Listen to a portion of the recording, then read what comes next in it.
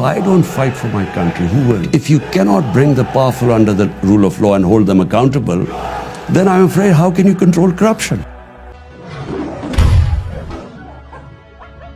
अस्सलाम वालेकुम वरहमतुल्लाह।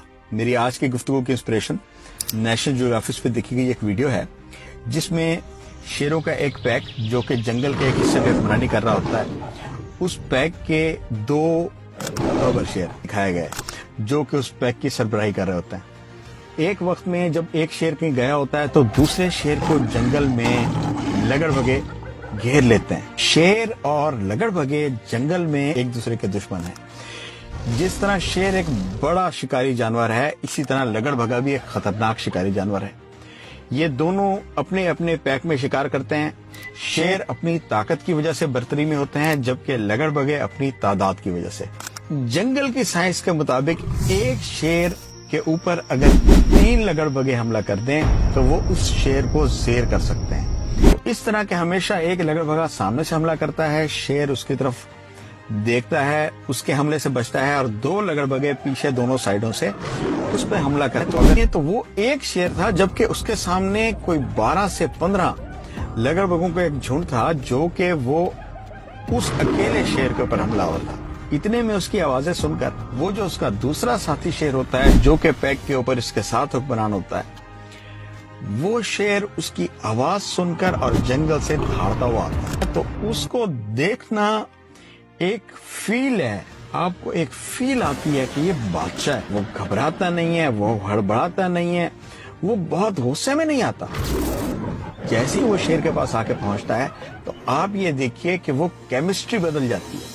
Chemistry 1 versus 3 की थी, जिसमें के 3 लगड़बगे एक शेर को गिरा लेते हैं, लेकिन वो 3 लगड़बगे एक शेर को इसलिए गिरा पाते हैं कि उसके पीछे हमला किया जाता है। केमिस्ट्री ये हो जाती है, शेर की पुश्त खाली नहीं है। शेर को सिर्फ उस वक्त गिराया जा सकता है जब उसकी पुश्त से उस पर हमला किया जाए। नतीजा ये निकलता है कि चंद ही लम्हात में लगड़बगे वहां से राय फरार अख्तियार कर लेते हैं। इस वक्त पाकिस्तान की सियासत में एक शेर है जो इन 12-13 लगड़बगों के सामने खड़ा है। बिस्मिल्लाहिर्रहमानिर्रहीम। या का नाबुदु व या का नस्ताईन। लगड़बगे इज्जतदार जानवर है, शिकार करते हैं, खाते हैं। अगर इससे ज्यादा कोई बुरी मखलूक है, अगर इसे आप कोई और बदतरीन नाम देना चाहें तो वो नाम दे दें। एक तरफ पाकिस्तान के बड़े बड़े डाकू जो 30 साल से इस मुल्क को लूट रहे हैं, चोरी करते हैं, और जब एहतसाब होने लगता है बाहर भाग जाते हैं। ये 12-13 जानवर उस शेर पे हमलावर हैं जिसकी पुश्त वो ये समझते हैं कि खाली है। मैं पाकिस्तान के अवाम को ये बात कहना चाहता हूँ, आपने हमने उस शेर की पुश्त को खाली नहीं छोड़ना है।